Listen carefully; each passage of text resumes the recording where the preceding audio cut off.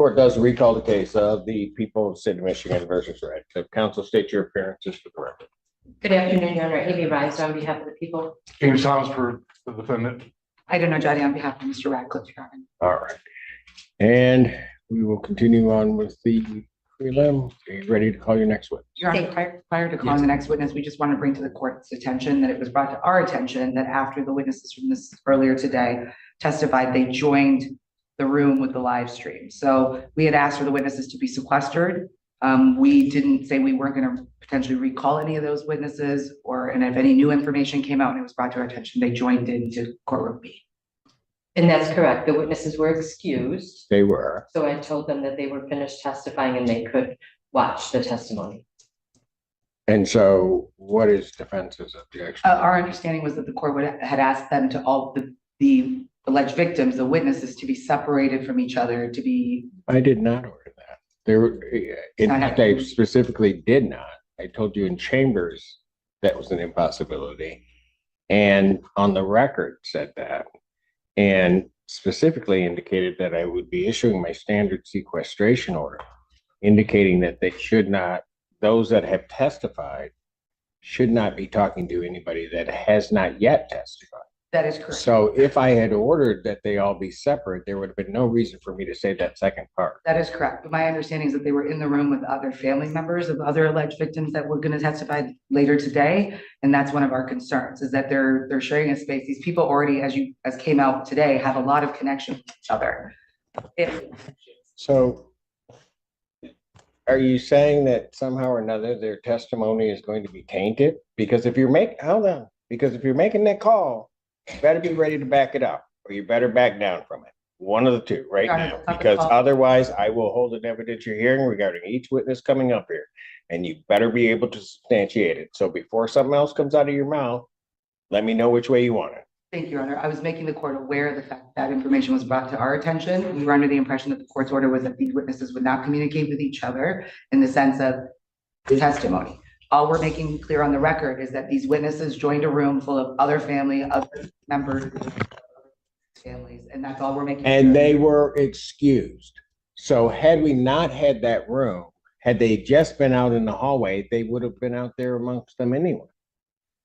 After they're excused, I cannot and do not control them except for the confines of my order, the sequestration order, which tells them not to talk to anybody that has not yet testified. And all we want to make the court is aware that they were in a room with other family members of those who have not yet testified. And that means absolutely nothing to the court without more counsel. So I'm done with it. Thank you. Well, Your Honor, I would like to speak to the record because counsel is representing that something improper was going on. When from the beginning, I advised the court and counsel that there are approximately 30 people, 8 of them victims to testify. They're all being held in the jury room. I, as an officer of the court, told them not to discuss their testimony with one another. So okay, go ahead. They were all in the room together to be kept away from the defendant's family in the hallway, intimidating them. So yes, they are in a room together. The victims are in a room together with family members. They're in a very large jury room together, and they have been since this morning. They have all been instructed not to discuss their testimony. All right, so we can just put an end to this. Ms. Reiser, as an officer of the court, I'm going to take a brief recess. Can you go down there? I think a couple of the witnesses have walked back in. Can you ask them as to whether or not they had any conversations with anybody who is expected to testify that has not yet testified? And counsel, if you brought that to my attention and you've wasted this court's time, you better hope they say something. Court's in recess. All right. We're back on the record in the case of the people of the state of Michigan versus Radcliffe. Counsel and defendant are present. Mr. Reiser. Thank you, Your Honor. I did speak with 2 of the 3 witnesses who have testified. The victims, Isaiah and Max, are still in the courthouse, but as you are aware, they have been excused. Noah is excused and has left the courthouse. Isaiah and Max assured me that they have not spoken to anyone about their testimony. They've got support from the parents that were in there,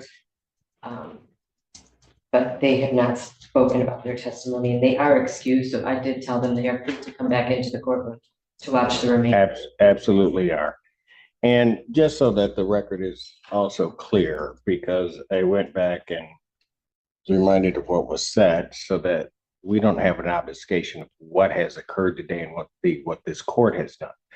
There are 3 separate rooms that parts of this proceeding are going on to based upon the court's initial order closing the courtroom, and then a partial closure, and then a place to put the witnesses and their support personnel.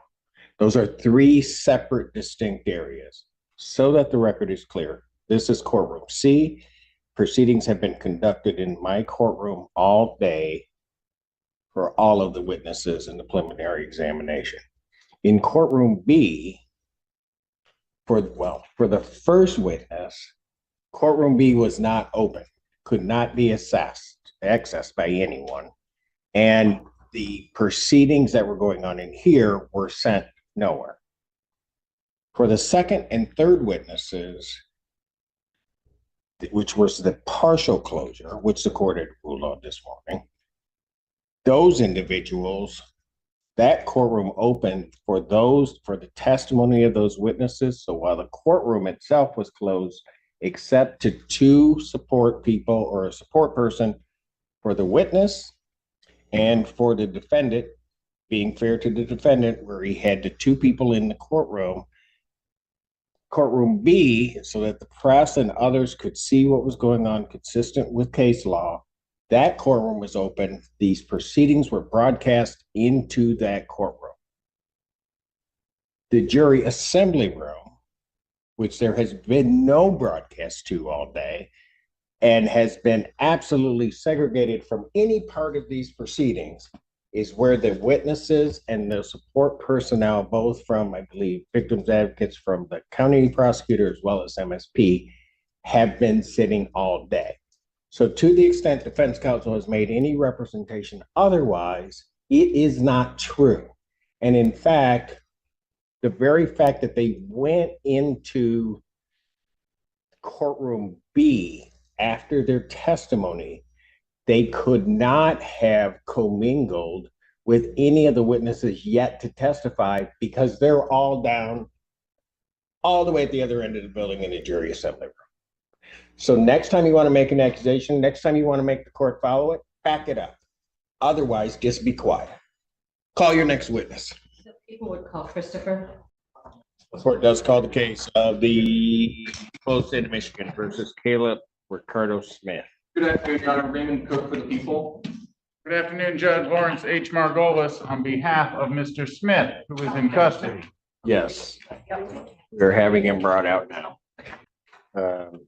I set this hearing after the court finding a bond violation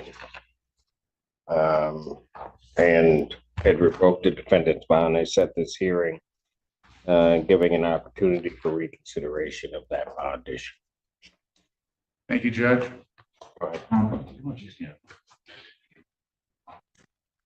Your Honor, I'm in the courtroom today with my client's mother, Nicole Barrow, his brother, Uncle Gino's in the courtroom, as well as Gino Jr., as well as Raymond Spears. Okay, you just gave me 3. I have no idea who that Gino is. Yeah.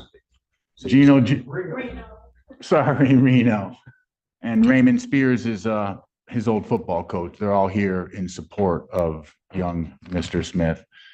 Your Honor, we were here last Thursday and it was a PCC, Your Honor, requested, asked the people requested to amend the bond and change it from a PR bond. We discussed it a little bit, and then Your Honor asked Mr. Smith whether he had been using marijuana, and he honestly said that he was, and Your Honor revoked his bond. We're here today. Well, it was kind of like that. I asked him, would he pass a drug test? Correct. Thank you, Judge.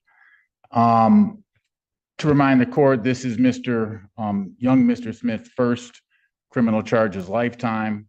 He has a perfect record at school. He was on his way to 4.0 grades until last semester when his grades declined. It is no coincidence that he has now, that's when his problems with the law began. He was not attending his duties at school. He was sort of hanging out with the wrong crowd, not to justify or offer an excuse. But here we are today. It was charged originally, this case that is in front of us was charged in juvenile court. He spent 4 days in custody. After that, he was released from custody. We went in front of the juvenile court judge and the case was dismissed, and then he was charged in adult court. The charges are very serious. I can approach and we can discuss a little bit about the main biggest charge if Your Honor would like to hear. I believe he has there are compelling defenses to that. The short of it is we're seeking to have him placed back on his house arrest tether, so he can go to school, so he can go to church, so he can do the right thing and be around his family and have the support of his family and handle these cases on all fours. He is presumed innocent. This is a good young man. I have faith in this young man, and I'm here for the duration. Anything from the people? Your Honor, people already stated their position on Thursday. The only thing that I have to add from that previous argument is that I do have some concerns being released under the same or similar conditions as before of the GPS tether with allowances for church and school. I believe the defendant stated at the last hearing that he got the marijuana from school. And so I'm concerned about releasing him and then putting him back in the same environment where he got the marijuana that led to this violation in the first place. Thank you. I would just suggest the court may, if Your Honor was inclined to reconsider, may institute a testing regimen would be something this young man should be responsible to and could handle. Well, and I appreciate what the people are saying. The other issue in this one that's plagued me since I put him in, and those of you that know me know that it would, and that is that if he stays incarcerated, maybe that might be the right decision for most. What I then know is he doesn't graduate. And then at the end of it all, I don't know what we have. That's the bottom line to it. Young man, what? So when you spent the 4 days before, that was in a juvenile facility? No, it was here in a holding cell. They didn't, for some reason, they weren't able to hold him in the juvenile facility, Judge. So what have you been thinking about? Like recently, Well, you got locked up on Thursday. Now, unless your mind shut down, what have you been thinking about? I've been thinking about first how right you were, and that I did learn my lesson, and that my actions do have consequences, and then this is a very serious matter, and that I do not want to be here, and not, it's more like this place shows me that I'm not like supposed to be here, and that What you were telling me earlier today. and that I've been thinking about, going to school. I've been thinking about graduating to go to college. I've been thinking about my relationship with God, and that how I can become a better person, and that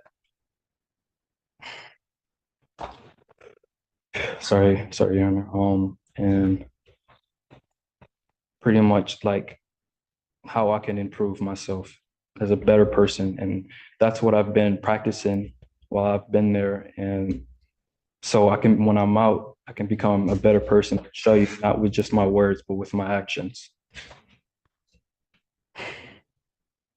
Why are your grades slipping?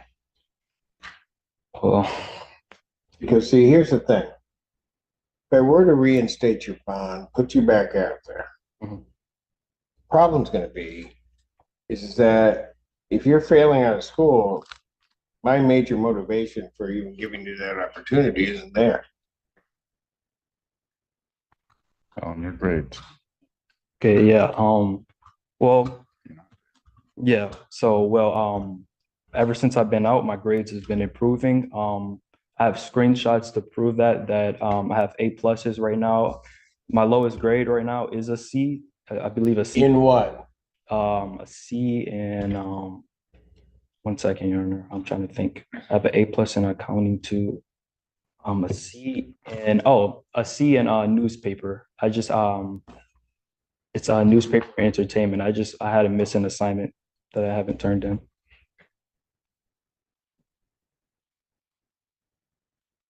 What should your grades be? All A pluses, Your Honor. Or at least passing. Or not at least passing, but A's and B's. But I'm shooting for all A's. And you shouldn't even be thinking, there shouldn't even be a C on any. Mom, anything you want to say? Please step up. You'll have to stay right there. Oh, Thank you. I have time that's up in counseling, so Thrive works in Ann Arbor for not just him, but for family. Also, I looked into him being into a mentorship program. Along with his football coach, started a program called Pathways Careers to Careers. And he said he'd be willing to mentor him along with his older brother who's starting U of M in the fall for software engineering, and his uncle. I got them in their lives, and then now I have more time off from work to be able to. They understand what's going on, to be able to keep him back on the right track. And that's my goal. If I gotta monitor him, take him to school, be there. I got engaged with the teachers. They just assumed that he had been ill, so they've been allowing him to make up the work. His grades have come back up. They're all missing him. He's well liked in his whole school, principal, everybody, they've known him since elementary. When we came up here, he was in the 5th grade. And make sure that he's no contact with any of it.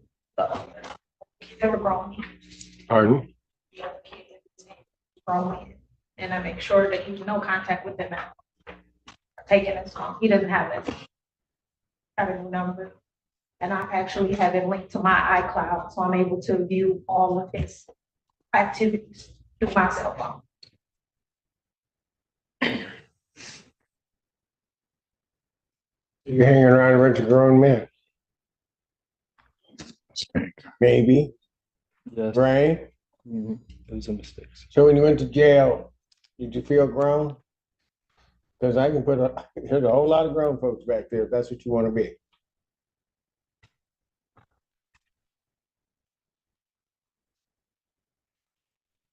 You know something? Do you remember what I told you about respect on Thursday? Or did your head just shut off at some point? No, I remember, Your Honor. What did I tell you? Tell me respect. It's like, oh, sorry. Yeah. Yeah, you told me to respect my mother, and that if I can't respect my mother or the court, then that's a problem. And I do remember, Your Honor. And I would like to say that I am like these 4 days, it may seem little, but it was a lot to me. And I really like had time to think about it and on respect and the lengths that my mother is going for me. And the least I can do is to respect her to my full extent. You know what's funny? I mean, I hear you, and to the extent you can understand it, you understand it, but you're never, until you are one, going to ever understand the sacrifice of a parent. You're just not, you're not going to get it.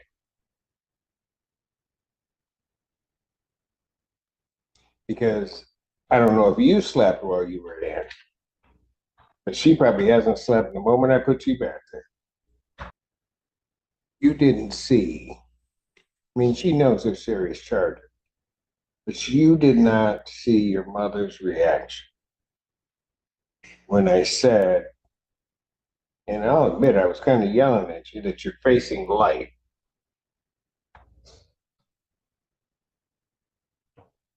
And I saw your mother's reaction.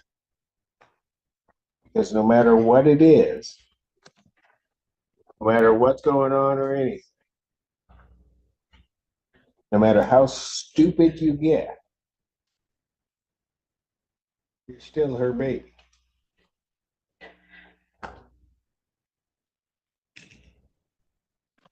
You can't respect her, and I told you this. I will. You need to respect the court orders. You need to respect your mother. You need to respect yourself.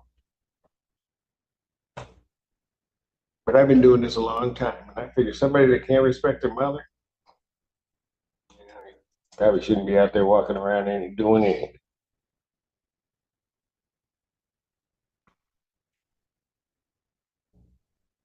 Man, you took time out. What were you talking about work? My health isn't so good. I can't figure out, I've been on a trial study once in a while. My lungs, I don't smoke or anything, they don't know. I've been seeing a pulmonologist and.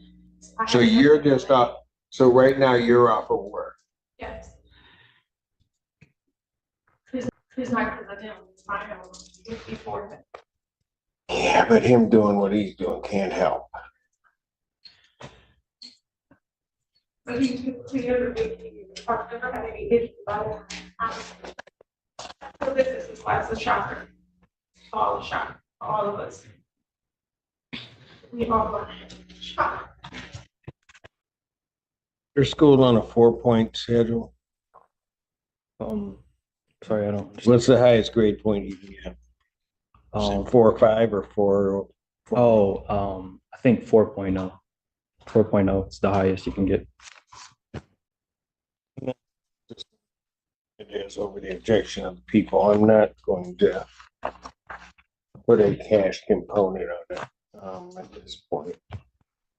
I'm going to reinstate this previous bond with conditions that you are to test 3 times per week.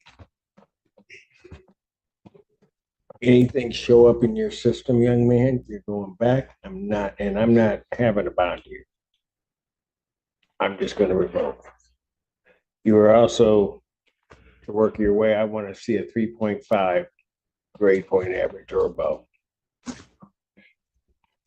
Hear me? Yes, Your Honor. So if this case is still before me and as you approach graduation and you're not near that 3.5, you know where you're going to go?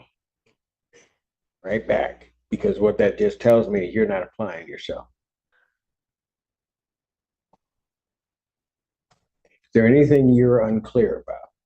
No, You understand very clearly, I hope, that this is not a game.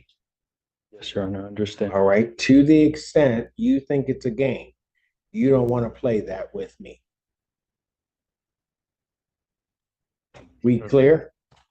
Yes, Your Honor.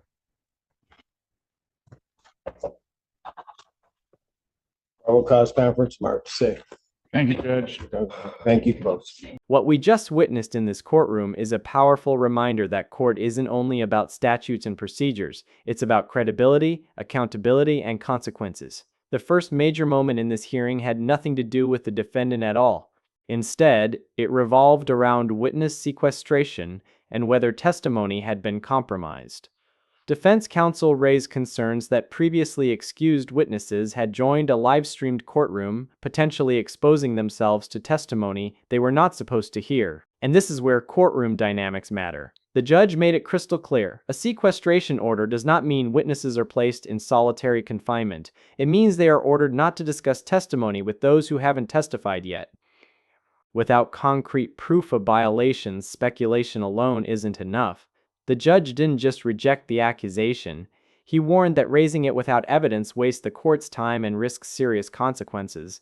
That moment was about protecting the integrity of the process, but also about drawing a firm line. If you're going to challenge the legitimacy of testimony, you better be prepared to prove it. Once that issue was resolved, the case pivoted sharply to something far more personal, the bond reconsideration of a young defendant. This portion of the hearing shows how judges balance compassion with responsibility.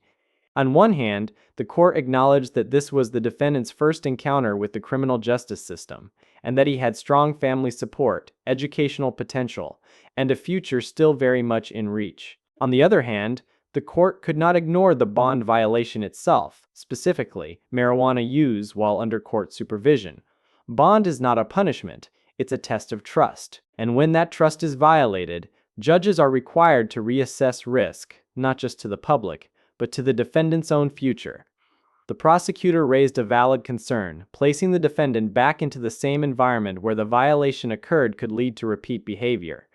That's not a moral judgment, it's a risk assessment.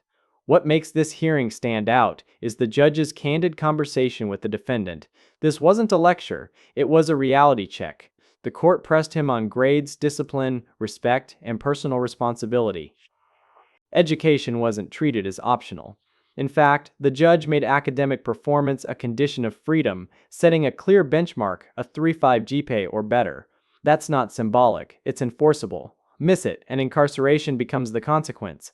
The judge also emphasized something we don't always hear, spoken so directly in court. Respect for parents matters, respect for court orders matters, and respect for yourself matters. The court acknowledged the emotional toll this process takes on families, especially parents, and made it clear that choices made by defendants don't exist in a vacuum. They ripple outward. Ultimately, the court chose structure over punishment. Bond was reinstated without a cash component, but with strict conditions, frequent drug testing, academic accountability, and zero tolerance for future violations. This wasn't leniency, it was conditional opportunity. The message was simple and unmistakable. This is not a game, and the margin for error is gone. So here's the question for you watching. Did the court strike the right balance between second chances and accountability? Should education and grades be tied directly to bond conditions, or is that going too far? Drop your thoughts in the comments. We want to hear where you stand. And finally, if you found this case as shocking as we did, make sure to hit that like button, share your thoughts in the comments, and don't forget to subscribe for more jaw-dropping courtroom breakdowns.